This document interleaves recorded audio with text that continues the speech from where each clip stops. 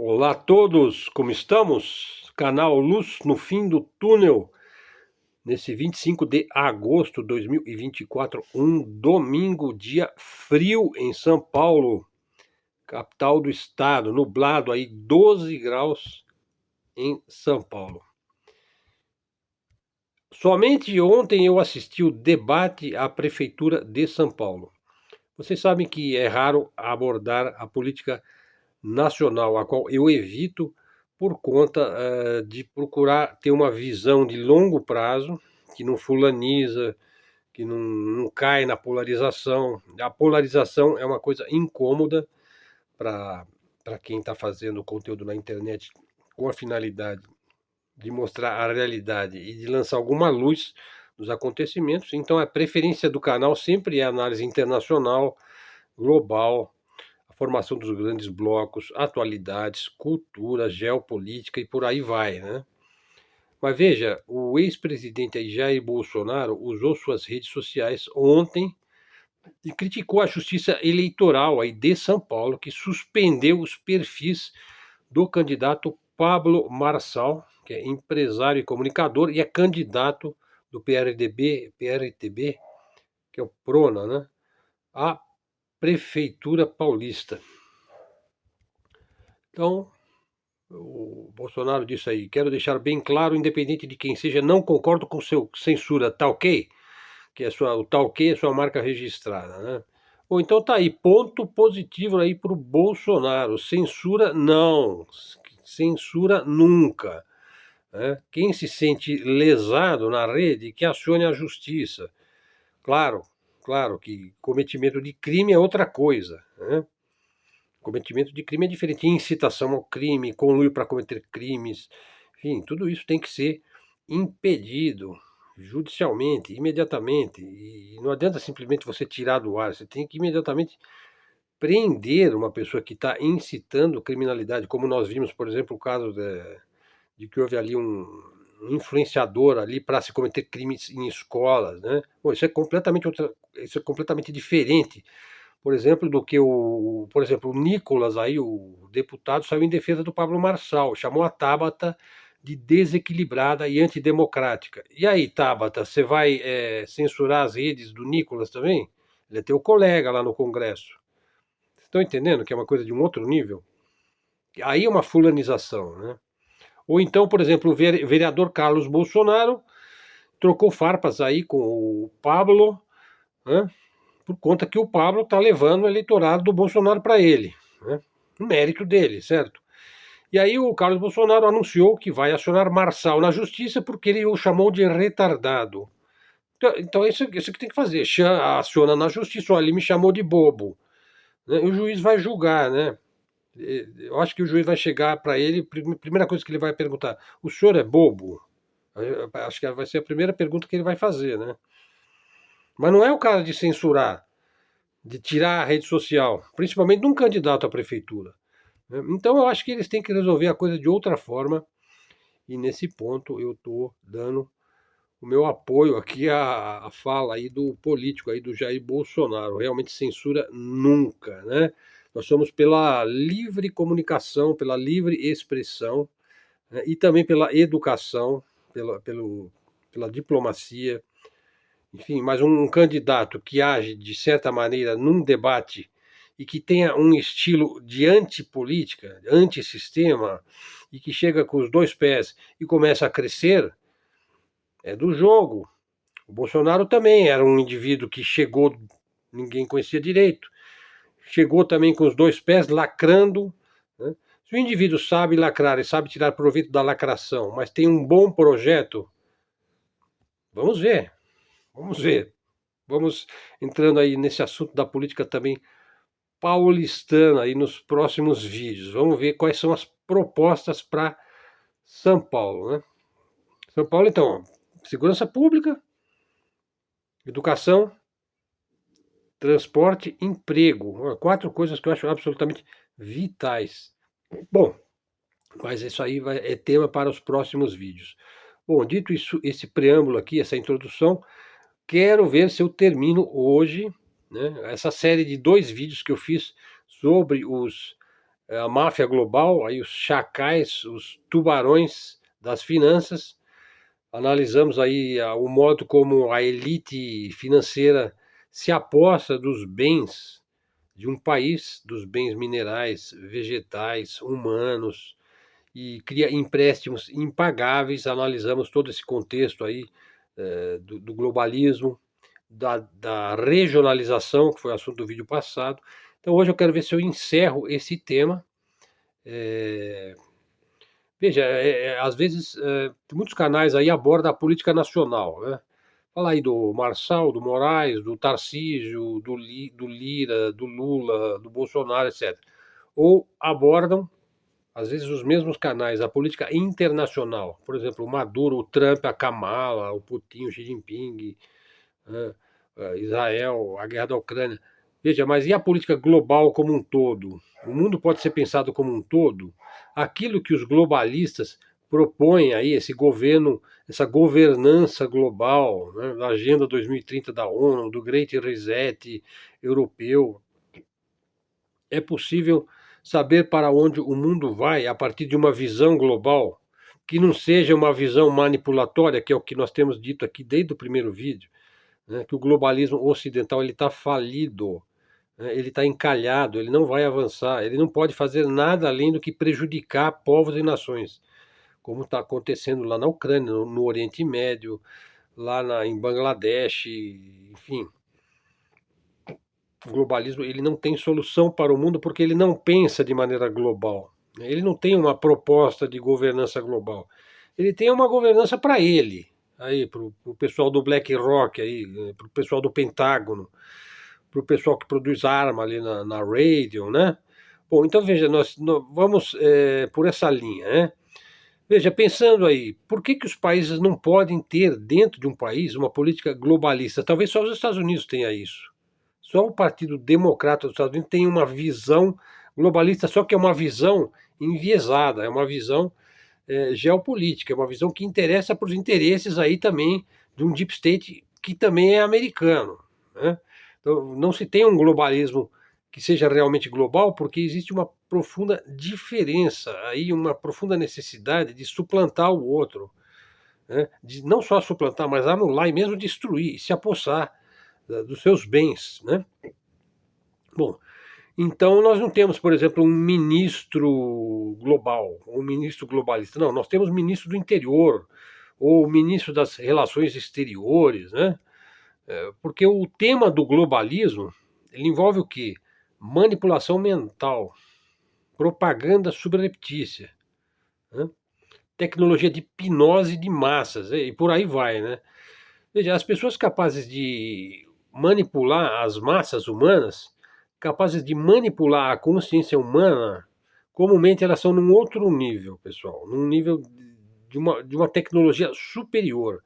E o padrão moral e existencial das pessoas que estão no topo do sistema, manipulando o sistema, é capaz também de criar o sistema que lhe é mais propício para o seu próprio domínio, para o seu próprio poder. Veja, o seu padrão moral e existencial não é como o do nosso, não é o do homem comum.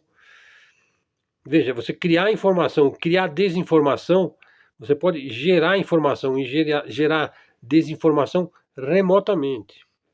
Existe uma metodologia de controle para dividir e para reinar. Veja, mas nós não queremos esse mundo onde você joga um contra o outro. Sabe? Esse globalismo não serve para a humanidade, né?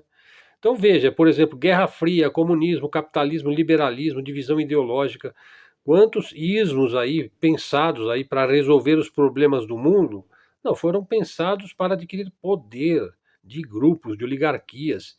Veja, mas essa necessidade de ter poder, né, isso é próprio do ser humano. Portanto, existe uma metodologia para o controle do próprio ser humano. O ser humano cria um controle para o seu próprio controle, né? Veja, e aí a elite global, ela usa diferentes ferramentas psíquicas para controlar diferentes tipos de psiquismo, né? Você vê, eu já fiz vídeos sobre a eugenia, sobre genética. Dá uma olhada aí que vocês vão saber por que eu fiz esses vídeos, que era para chegar a esse tema, né? Veja, hoje já existe tecnologia para desvendar o psiquismo das pessoas. não só das pessoas, mas também de povos, softwares comportamentais, né? Softwares de vigilância, saber o que, que o indivíduo vai fazer. Já se prevê até, tem vários filmes sobre isso aí, não sei se é do Tom Cruise, aquele do pré-crime. Você prevê o que o indivíduo vai fazer antes que ele faça, né?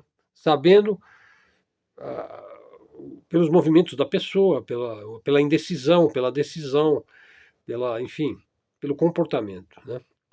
Mas não só pela questão física, anatômica, fisiológica e comportamental do indivíduo, não, também através do genoma, através do DNA, através da decifração do código genético, do DNA dessa pessoa, do histórico médico dessa pessoa. Então veja só, o que serve para você controlar aí uma pessoa, ou um grupo, ou uma comunidade, ou uma população, veja, você está saindo do particular para o geral, do individual para o coletivo. Veja, para você controlar um grupo, você precisa conhecer quem que é esse grupo, como que ele funciona como grupo. Então, eu acho que é mais difícil monitorar o Brasil, né? Porque o Brasil existe essa polarização política, mas ela não é uma polarização política, só para fazer um comparativo, como que a Rússia enfrenta ela na Ucrânia, né? Que é praticamente o mesmo povo, que poderia ser duas etnias. Espero que isso nunca aconteça aqui, né? Veja, então, se você tem aí um poder globalista que vai controlar um grupo, aquilo que serve para controlar aquele grupo, o tipo de metodologia de controle que você vai ter já não vai servir para um outro grupo, e vice-versa. Então você tem que adaptar a tecnologia, né? Ela tem que ser localizada, mas ela também tem que estar globalizada. Veja, então a elite global ela precisa de um sistema aí de controle que seja plural, digamos, multipartidário, que sirva para todos os nichos, para todas as divisões ideológicas, para todos os tipos de pessoas, né? Não é uma coisa democrática que vai ser igual para todo mundo, é dividido, é personalizado, é localizado, né? É preciso conhecer muito um povo para você controlá-lo, estão entendendo? Veja, e uma maneira de você controlar, estendendo um pouquinho o assunto, eu sei que é um assunto complexo, mas vocês já vão entender. Olha, veja só, o segredo das religiões, veja, nós temos aí o judaísmo, o islamismo, o cristianismo, isso são formas de controle também. Veja, as diferenças entre as religiões têm razões no psiquismo, né? Tem até um livro do Halpak, aí, o Geopsique, a influência da geografia, né, na psique humana, né? A geopolítica, né?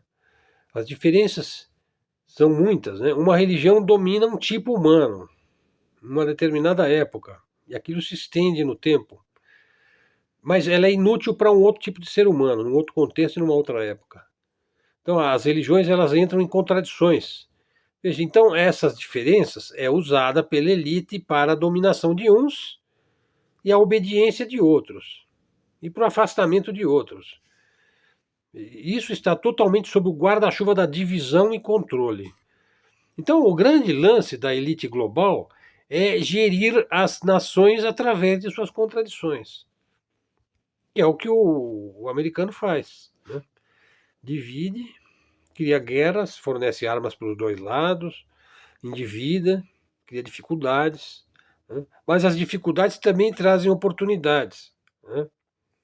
Bom, a grosso modo, estendendo um pouco o assunto, a grosso modo tem 6 armas de controle convencionais.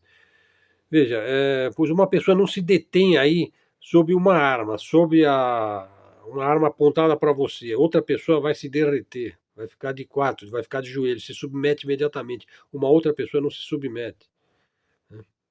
Ela vai, ela vai agir, ela vai te enfrentar, ela vai arriscar a vida, né? Então, o primeiro ponto aí das 6 armas de controle convencional, o primeiro ponto aí, vamos dizer, o ponto número 6 é o poder armado, o poder de controle militar, né? O poder da força, da coerção. Então aí você tem polícia, você tem forças armadas, né? Você tem a segurança pública, você tem grupos privados de segurança e por aí vai, né? Veja, o ponto de controle número 5 é o controle biológico, é o controle genético, é o controle da tua saúde. é o controle do teu bem-estar biológico, fisiológico, anatômico, né? Da tua condição de vida, da tua condição de saúde. O controle da saúde envolve Big Pharma, envolve aí o problema das drogas, envolve a saúde mental, envolve até o entretenimento, né? As pessoas têm o direito de ter entretenimento, né? Bom, vamos entender aí essas formas de controle. Veja, o controle número 4 é econômico, é o poder de comprar e vender, né? Um país, uma nação, ela precisa ter poder, seus cidadãos precisam ser capazes de comprar e vender, né? Eles não vão ter uma vida sem poder econômico, mínimo que seja. Claro, uma grande parte da população aqui no Brasil está praticamente desvalida, ou está desanimada, ou está em situação de penúria, ou está em situação de insegurança alimentar, né? Então é um poder tremendo, o poder econômico, né? Tremendo quem tem este poder, né? O poder de manipulação, né? E é um poder também que cria escravidão. Ele pode criar prosperidade, ele também pode criar escravidão. É um poder tremendo. O poder número 3 aí, vamos dizer aí, é a tecnologia. É a tecnologia, é um poder absolutamente vital e que ele não vai regredir. Está mais do que evidente que não vai voltar, você não vai deixar de usar uma coisa que você já incorporou, né? Você não vai renegar ou voltar para a Idade da Pedra ou para as cavernas, isso não vai acontecer. A tecnologia é um poder formidável e que ele não vai parar, né? Ele começa com eletricidade, máquinas, internet, celular, carro elétrico, drone, tudo isso aí nós vamos precisar de tudo isso daí, né? Por exemplo, eu gostaria que na escola pública, né, os alunos aprendessem desde pequeno a mexer no computador, a saber escrever bem, até saber fazer um site. Por que não poderia aprender isso na escola? Uma criança que está bem alfabetizada e sabe as 4 operações, e que é capaz de interpretar um texto, não só um texto da aula de português, não, qualquer texto. Uma pessoa bem alfabetizada, ela lê qualquer tipo de texto. Qualquer tipo, pode ser inclusive um texto jurídico, claro, ele vai precisar de um dicionário. Pode ser um texto sobre engenharia, ela pode até ler um texto científico, com fórmulas. Claro, ela pode até não entender a fórmula, mas ela consegue associar aquela fórmula com a descrição que você está fazendo daquela fórmula. Estão entendendo? Interpretação de texto é tudo, hein? Veja, um outro ponto número 2 é o poder das ideias, o poder dos valores, né? O sistema de valores, o sistema da cultura, da mídia, das ideologias, né? O poder intelectual, do pensamento, né? O sistema de crenças também, das próprias religiões também, que eu citei antes, é um poder absolutamente formidável, o poder de persuasão, né? Veja, e o controle número 1 é como usar tudo isso daí, né? São as metodologias. Usar uma sequência correta para você poder fazer as coisas, para você conseguir fazer as coisas, não só no plano individual, mas no plano coletivo. Seria a política, né? A pedagogia do como fazer a coisa funcionar de uma maneira benéfica, né? Eu já disse, você pensar um globalismo para destruir o ser humano, fazer uma coisa anti-humana, aí então o globalismo é que é o mal, né? Ele é que deve ser destruído. Se ele vai lutar contra o ser humano, né, o ser humano vai precisar se defender aí desses tubarões aí, né? Veja, então aí o controle número 1, então, é como fazer a metodologia correta para que as coisas andem de acordo com as necessidades individuais e coletivas do ser humano, porque as duas coisas têm que estar em equilíbrio, né? Como é que você vai implantar tudo isso? Esses 6 sistemas aí, como é que você vai gerir tudo isso numa sociedade? Veja, e não vai poder ser igual do outro. Claro, a tecnologia pode ser até parecida, mas você vai ter que adaptar muitas coisas. Você vai ter que ter ciência, você vai ter que ter uma tecnologia própria, você vai ter que desenvolver coisas, né? Bom, veja, tudo isso que eu estou falando era profundamente conhecido pelos antigos sacerdotes lá. Pensa aí na Suméria, no Antigo Egito. Por quê? Porque a máfia global, essa máfia globalista, ela é herdeira dos faraós, dos reis, dos césares, dos magos e dos santos. As elites globais, voltando ao assunto das elites, veja, elas vivem uma história para si mesmas, que somente elas mesmas conhecem. E elas ensinam outras histórias para as massas de ovelhas, né? Que é muitas vezes como eles veem a humanidade, quando eles veem a dificuldade toda que é controlar o ser humano, eles criam processos de controle através do seu conhecimento, da sua ciência, da sua tecnologia, da sua informação, e a informação também passa a ser um mecanismo de controle, porque você só informa as ovelhas o que é necessário que elas saibam. Então você compartimentiza a informação, como ocorre em muitas empresas, né? Somente o presidente, a cúpula lá sabe realmente o que está acontecendo no todo da coisa, né? Veja, algumas ovelhas aí entendem a verdadeira história do mundo, a história da manipulação, né? Veja, e mesmo quando você se dá conta disso, você não vai mudar totalmente ou mesmo parcialmente o seu modo de vida. Você vai continuar vivendo a sua vidinha, daquilo que é possível, tentando fazer melhor, né? Mas saber algo a respeito da realidade profundo, né, enriquece a vida da pessoa para sempre, né? Agora, já tem muitos ovelhas que não vão entender, né? Não vão entender, vão ficar uma coisa assim, uma predestinação para um destino fatal, né? Que vão até matar ou morrer por ideologia, por uma crença, por uma fé cega, né? Ou seja, vai tirar o pé do chão e vai, sei lá, né? Bom, em outras palavras, né? Todos os processos na política são processos dirigidos, controlados, manipulados, pensados desde cima. Isso é absolutamente óbvio. Veja, quem são os que nos lideram não é o presidente, né? Não é o Jorge Soros, não é o Elon Musk, né? Veja, para deixar de ser um escravo, e todo mundo é um pouco escravo, hein? O primeiro passo é saber que se é um escravo. Perceber que a sua liberdade é uma ilusão. Veja como nós podemos nos libertar dessa escravidão. Veja um ponto aqui vital. Ó. Ponto aqui vital. Não culpe ninguém por sua escravidão e limitação. Não culpe. Culpar os judeus é uma armadilha. E é uma armadilha tola, né? Veja, é a criação de um bode expiatório. Veja, quem está no topo do sistema, no sistema de controle, no sistema global, estou falando aqui do sistema ocidental, né, do excepcionalismo americano, das guerras eternas, do império, do imperialismo, do capitalismo excludente aí do sul global, desse que está brigando com os BRICS, né? Quem está no topo do sistema pode ser um judeu.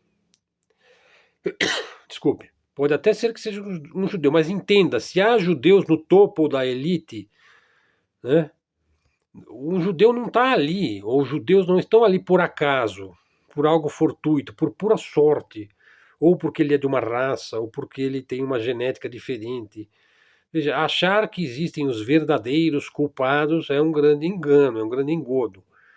Então, primeiro ponto, né, também, você não vai progredir na vida culpando alguém pelas suas deficiências, né?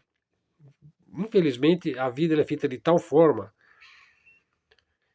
que você é quem você é, né? Você pode melhorar a cada dia, é o máximo que você pode fazer. Se você culpar alguém, porque você sempre vai encontrar alguém que está num nível acima do seu. E via de regra, você sempre vai encontrar alguém que está num nível abaixo do seu. Quando eu falo nível, eu não estou falando só de saúde, eu estou falando de capacidade mental, intelectual. A pessoa às vezes sabe falar mais de uma língua, tem um vocabulário maior, conhece mais literatura, conhece mais várias áreas, sabe lidar, sabe conversar, enfim. Você sempre vai encontrar uma pessoa que está acima e uma que está abaixo de você. Então você tem que saber lidar com isso daí. Veja, agora então, tirando um pouco essa parte psicológica, vamos entrar numa outra linha de análise agora. Veja. falar aqui de geopolítica mesmo. Veja, você pode ir na Venezuela, ou você iria viajar no Peru ou em Israel, você teria coragem de ir para a Ucrânia? Bom, eu entraria no Peru. Até mesmo na Venezuela. Aliás, eu vi imagens lindas da Venezuela, por incrível que pareça, né, que foi um país prejudicado, né, tanto pelos Estados Unidos como pelo seu próprio governo aí, né? Bom, um país lindo, hein? Veja, mas eu não vou falar de turismo, mas eu vou falar de castas. Um sistema de castas. Veja, o sistema de castas ele pode ser condenado ou ele pode ser considerado extinto, né? Que era o sistema que vigorava na antiga Índia, na Índia Védica, lá na época da Satya Yuga, na época de ouro da humanidade, né? Uma época que dizem que a humanidade já viveu eras de ouro, eras maravilhosas, né? Que todas as pessoas alcançavam a iluminação espiritual, o conhecimento, a sabedoria, tanto no nível individual, no nível da personalidade individual, que é única de cada pessoa, como também no nível coletivo, né? Eles sabiam se apreciar uns aos outros, enfim. Mas esse sistema de caças aí, veja, é a coisa mais escancarada que tem no mundo, o sistema de caças. Ele é real, ele existe. Veja, você não vai poder nunca frequentar certos ambientes. Você nunca vai poder ter acesso a certas informações. Né? Você mesmo não vai, né? Num determinado ambiente. Por exemplo, você passa em frente de um restaurante lá, chiquérrimo, você nem pensa em entrar ali. Né? Pô, se for um cara bilionário, para ele aquilo ali é como um bar. É como uma coisa comum, né? Ele tem acesso. Né? Veja, então assim, certas informações, né, certos ambientes, se a pessoa não subir de nível, né, inclusive naquele nível financeiro, lá, econômico, né? Veja, nesse momento, já só entra aqui numa parte conspiratória do vídeo, né? Mas ele é o complemento daqueles dois vídeos que eu fiz antes. Veja, a elite, a máfia global aí, está se apossando de grandes fortunas. Né? Vocês viram aí um iate de um bilionário inglês. Veja, ele é um magnata da tecnologia. Ele e a filha, na costa da Sicília. Veja, houve ali uma sequência fatal e fortuita de erros. Veja, um indivíduo que é um magnata da tecnologia. Até ontem eu citei aí a respeito de um banco inglês que tem em 70 países. Quando eu falei que um Elon Musk tem mais dinheiro do que um banco que tem 1.700 agências em 70 países. Que é uma coisa que tem 10 séculos. Aí aparece aí um cara que do nada, aparentemente do nada, né, ele tem uma fortuna incomensurável. Por exemplo, o dono da Amazon lá, que hoje é tudo com robô lá nos galpões ali, com milhões de produtos para serem enviados a todo lugar. Né? Daqui a pouco vai enviar tudo por drone, né? Se é que eles não vão inventar algum sistema aí de teletransporte, sei lá, quântico. Bom, não vamos entrar em ficção científica, né? Bom, a máfia global está eliminando uma parte importante da elite mundial.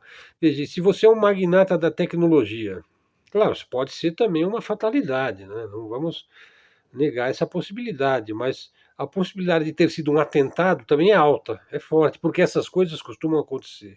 A probabilidade de ser um atentado é maior do que a probabilidade de não ser um atentado, esse tipo de coisa, né? Por exemplo, eu não acredito que o Tancredo Neves morreu de doença, eu não acredito.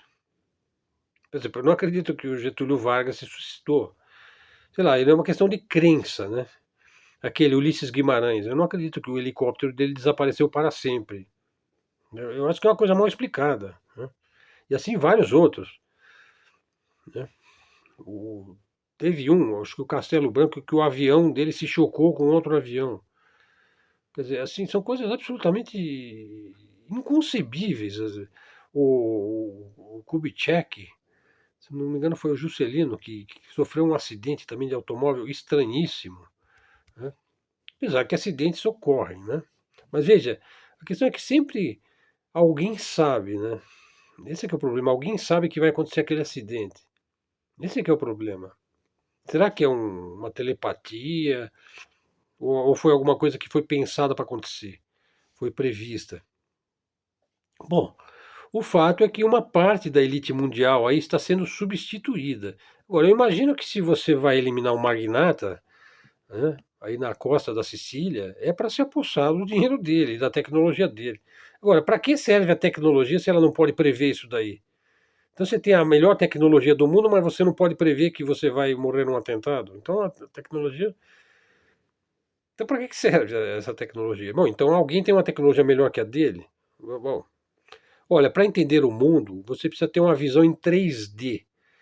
A visão que eu digo é uma visão cerebral, aí, mental, intuitiva. Hein? É uma visão cubista, do Pablo Picasso. Você tem que chegar aqui e aqui e aqui ao mesmo tempo. Você tem que ter uma visão cubista, né? Geométrica, caleidoscópica, é isso. E a intuição vai ligar as imagens, que elas podem estar inclusive defasadas no tempo, não só no espaço e no tempo. E daí você vai conseguir enxergar, mais ou menos, você vai ter mais ou menos uma visão do que é a coisa, né? Veja, nós não podemos ser ingênuos a ponto de achar que a vida é só uma luta maniqueísta do bem contra o mal. Claro que essa luta também existe. Veja, mas nós precisamos ter uma visão mais ampla disso daí. Veja, eu prefiro mais a ideia de que Deus está além e acima do bem e do mal. Quer dizer, ele está aqui presente, imanente, mas ele também transcende tudo isso. Bom, quem precisa do bem aí somos nós, as criaturas, né? As criaturas indefesas aí, caídas aqui nesse vale de lágrimas, né? Bom, mas nós não vamos lutar contra o mal simplesmente como querem os maniqueístas, os fundamentalistas. A ideia não é essa. Se você luta contra o mal vai continuar existindo. Você tem que ter alguma maneira de, sei lá, você tem que lançar uma luz na escuridão, né? Veja, essa ideia é holística. É preciso entender os dois lados. O lado do bem e o lado do mal. Dizem que isso daí é o juízo, né? Quando você entende o lado do bem e o lado do mal. Isso aí chama maturidade, equilíbrio. Veja, um bom símbolo para você adquirir uma visão holística, que a visão dos orientais ela não é maniqueísta, principalmente do chinês. Veja, tanto é que eles têm lá um símbolo, que é o símbolo chinês, do taoísmo, que é o yin e o yang. E o yin entra dentro, um pouquinho dentro do yang, e o yang entra um pouquinho dentro do yin. Né? Então a vida, o mundo é um mosaico, é uma estrutura em mosaico. É uma visão multifacetada, é uma visão intuitiva. Como naqueles desenhos que você olha para o desenho de um certo jeito, assim, você desfoca o seu olho e ele fica em 3D. Mais ou menos isso. Se você quiser gerenciar pessoas, países, nações, blocos, usando apenas a brutalidade maquiavélica e maniqueísta, como faz os Estados Unidos aí, globalista, bem, no final vocês vão perder. Você vai perder, porque você não compreende a multiversidade do mundo, a complexidade do mundo. Você não vai conseguir controlar tudo ao mesmo tempo. Você vai conseguir destruir algumas partes. E, aparentemente, você vai estar sobrevivendo sobre essa destruição que você cometeu. E no final você vai ser destruído também, você vai ser substituído, como certas fortunas e certas dinastias aí que estão sendo eliminadas. Veja, eu não estou entrando no mérito do valor da coisa. Veja, a coisa em si é uma coisa brutal. Veja, eu não estou julgando aí como um juiz vai julgar, eu estou simplesmente dizendo que isso acontece. Né? E que é uma coisa que está acima do bem e do mal. Né? Veja, aí voltando, ó, na União Soviética, essa parte aqui vocês vão gostar, ó, o KGB sabia de muita coisa. O KGB sabia de muita coisa sobre como a elite que está no topo do sistema, como é que ela se mantém no topo.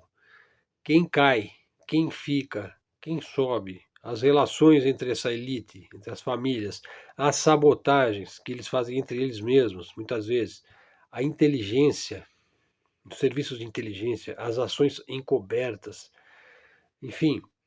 Veja, quando a União Soviética morreu, né, lá em 1991, certos agentes ocidentais ofereceram bilhões, bilhões por esses documentos aí do KGB. Para quê? Para se apossar de uma informação privilegiada, né? Informações aí classificadas. Veja, é um fato sabido aí, real, que o Putin meteu fogo em vários arquivos dentro do KGB. Ele meteu fogo. E o Putin está aí. Portanto, ele tem laços também com a alta elite. Ele não podia deixar que esse documento fosse cair em certas mãos. Veja, naquela época, pessoas do alto comando militar, é bom entender que a Rússia é um país de elite militar. A Rússia é um país de dinastias militares guerreiras hereditárias, especializadas nisso, na expansão do território, centradas na manutenção de seu poder, né? E que levaram um duro golpe ali em 1991. Hein? Pois bem, na época, a elite, quem contou isso daí é o Daniel Stulin, que é um cara que eu acho assim uma inteligência acima da média, né? Um dos mais famosos ex-agentes do KGB. Veja, ele contou o seguinte: a elite militar ameaçou o Yeltsin, o Boris Yeltsin, o beberrão. Falou: ó, você não vai vender nem fornecer esses documentos. Então, ficou tudo arquivado nos subterrâneos lá do prédio da Lubyanka, até o Putin meter fogo naquilo lá. Uma parte. Eles estavam indo buscar aquilo lá. Tropas, né? Contudo, o Yeltsin vendeu alguns para o Ocidente. Por exemplo, o arquivo mais completo da história sobre as lojas maçônicas e a hierarquia da maçonaria na própria Europa. Eles tinham. O poder de espionagem que eles tinham era absolutamente formidável, pessoal. Veja, quando o Exército Vermelho chegou a Berlim, ele cercou ali vários pontos importantes ali. Não só ali, mas assim, em muitos pontos importantes da Europa foram cercados na Segunda Guerra Mundial porque continham documentos absolutamente valiosos. Quando o Exército Vermelho chega a Berlim, ele leva muitos documentos para o KGB. Veja, o Hitler, ele havia levado, quando ele dominou a Europa, ele havia levado todo tipo de documentação que vocês possam imaginar sobre a Amazônia. Os nazistas estiveram aqui. França, Holanda, Espanha, Itália, etc., para Berlim. Eles estiveram no Afeganistão, eles estiveram no Peru. Veja, então, assim, esse tipo de informação, o que eles encontraram no Amazonas? Bom, agora tem todo tipo de especulação a respeito disso, né? Bom, pessoal, concluindo aí, né? O capitalismo, o vídeo já está bem longo, né? O capitalismo se encontra num estágio terminal. O capitalismo tal como a gente o conhece. Veja, existe aí uma cabala globalista. Ela não pertence a um país, a uma nação, ou ao Ocidente, ou ao Oriente. Né? Parte dessa cabala está eliminando uma outra parte. Uma parte da elite está eliminando uma outra parte da elite. Isso sempre foi assim. E é preciso entender o que é essa cabala. É uma cabala sacerdotal, são ascetas, no sentido espiritual e material da palavra. Quem é que realmente comanda o jogo e o espetáculo está num nível de tecnologia, de informação, todos aqueles 6 pontos lá que eu elenquei aí, quando eu analisei os 6 pontos que você precisa para você ter um domínio das massas humanas. Veja, mas tudo isso é muito abstrato, né? Vamos ver o que vai acontecer aqui em São Paulo, né? Vamos voltar, vamos pôr o pé no chão, né? Vamos ver o que vai acontecer aqui na Prefeitura de São Paulo, né? Aliás, eu vou me chamar para ser mesário aí, né? Então, de novo, pessoal, vou ter que tirar lá a zerésima, sou o chefe lá da mesa, né? Enfim, vou participar da eleição. Porque eu gosto de observar o povo também, atender, e, enfim, a gente faz aí a nossa função cívica, né? Bom, é isso, pessoal. O vídeo ficou assim meio complexo, mas assim vocês vão gostar. Se quiser, assistem 2 vezes, né? Assiste uma parte, depois assiste mais outra parte. Bom, tá aí. Então, mais um vídeo aí para o nosso canal. Ainda não sei qual que vai ser o nome desse daqui, né? Vamos em frente aí, pessoal. Prestigie, verifique se você está seguindo o canal. E até a próxima. Fiquem com Deus.